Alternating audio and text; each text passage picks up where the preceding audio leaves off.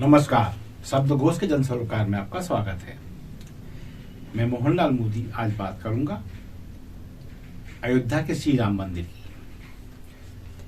सभी जगह, चाहे प्रिंट मीडिया हो, इलेक्ट्रॉनिक मीडिया हो, सोशल मीडिया हो, हर जगह श्री राम मंदिर के भव्य निर्माण की और 22 जनवरी को श्री राम लला की प्राण प्रतिष्ठा की बातें एक आम चर्चा बन चुकी है और हर जगह एक नए कलेवर के साथ, एक नई तैयारी के साथ इस विषय को प्रस्तुत किया जाना जारी है।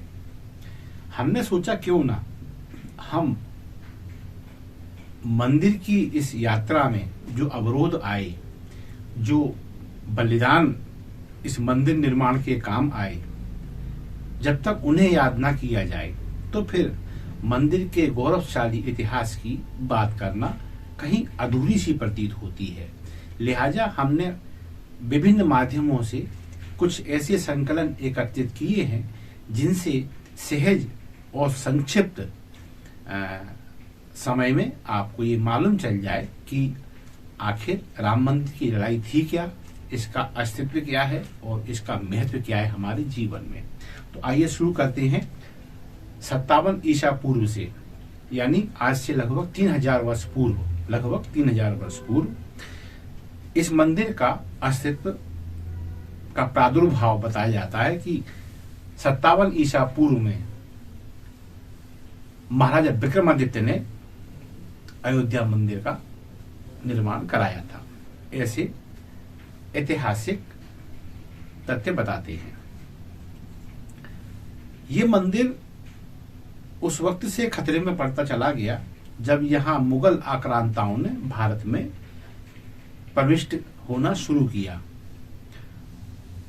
और सबसे पहले महमूद गजनवी, ये कुख्यात लुटेरा रहा है जिसने भारत के अधिकांश मंदिरों को तहस-नहस किया और इस देश की संपत्ति को लूटकर यहां से ले गया।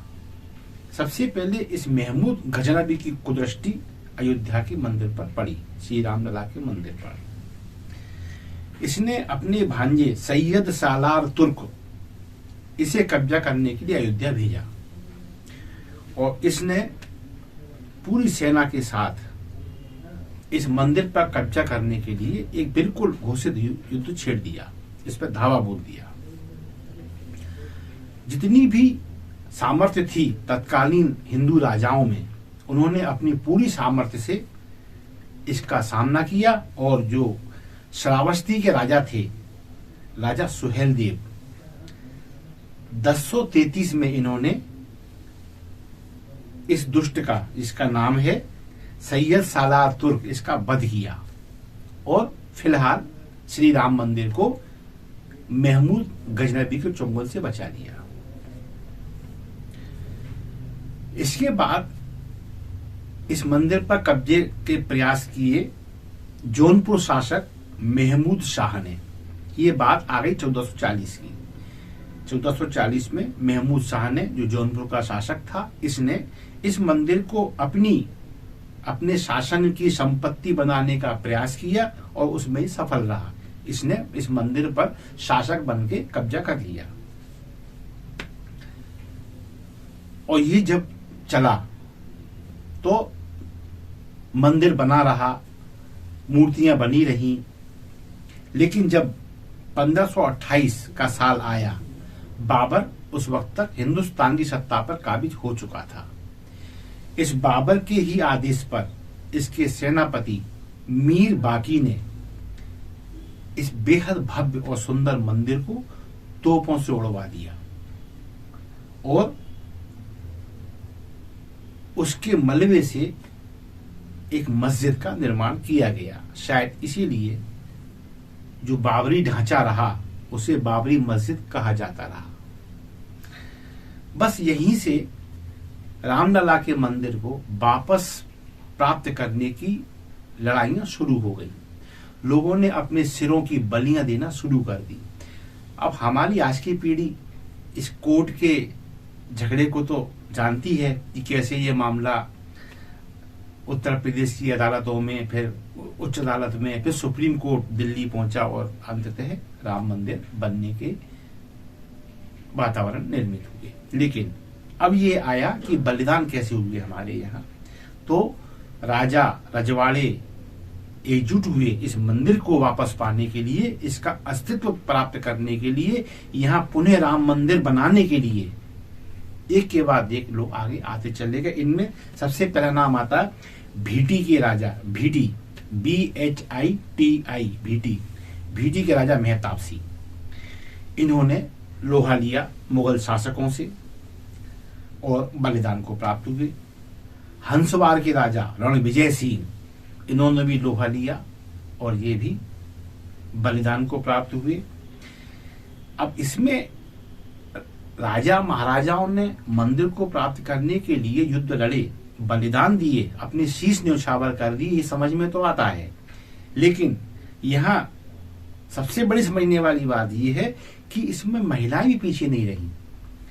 रानी जयराज कुंवर, ये एक ऐसा नाम है जिन्होंने महिलाओं की सेना बनाई इस मंदिर को प्राप्त करने के लिए, और इन्होंने जूझ गई, लड़ गई, मर गई, लेकिन मृत्यु पर्यंत अपने हृदय में मंदिर को प्राप्त करने, उसका पुनर्निर्माण करने का सपना अपने हृदय में रखे रही और बलिदान को प्राप्त हुई। राजगुरु पंडित देवीदीन पांडे इनकी सेना के सेनापति बने और इन्होंने भी मुगलों से लोहा लिया। ठीक है, प्राप्त नहीं कर पाए, लेकिन अपना शीश देने से पीछे नहीं हटे। अब 1530 और 1556 के बीच की यदि बात करें, अभी जो मैंने आपको बताया इतना सब, 10 युद्ध हुए। इस 10 युद्धों में साधु संत, इन 10 युद्धों में राजे रजवाड़े, इन 10 युद्धों में महिलाओं की सेना, इन सब ने लोहा लिया और एक सपना मन में पाले रहे, हमें राम मंदिर को प्राप्त करना है और इसका पुनर्निर्माण करके एक भव्य मंदिर की स्थापना हमें इस स्थान पर करनी है। अब इनके 10 युद्धों में हजारों लोगों ने अपने बलिदान दिए। ये वो समय था, तब तक इस देश में हुमायूं का शासन स्थापित हो चुका था।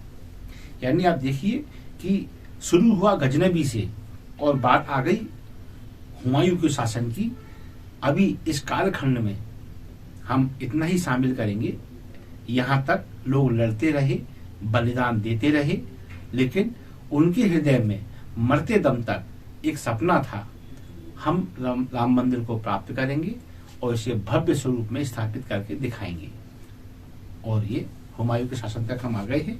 अब अगली कड़ी जो हम पेश करेंगे, उसके बाद आगे की लड़ाई जो बहुत रोमांचित है, दिल को दहलाने देने वाली लड़ाइयां हैं, रक्त रंजित हुई भारत की भूमि इस राम मंदिर के लिए, उनका वर्णन हम अगले एपिसोड में आपके सामने रखेंगे। तब तक के लिए मोहनलाल मोदी को दीजिए आज्ञा। और हाँ, हमेशा की तरह आपसे ये प्रार्थना की हमारे कंटेंट सामाजिक सरोकार से युक्त हैं, भारतीय संस्कृति से युक्त है, तो आप प्लीज इनके कंटेंट को लाइक अवश्य दें, इन्हें शेयर करें, आगे बढ़ाएं, फॉरवर्ड करें। और शब्द घोष आपका अपना चैनल है, इसे सब्सक्राइब करना ना भूलें। धन्यवाद। जय हिंद, जय भारत, जय श्री राम।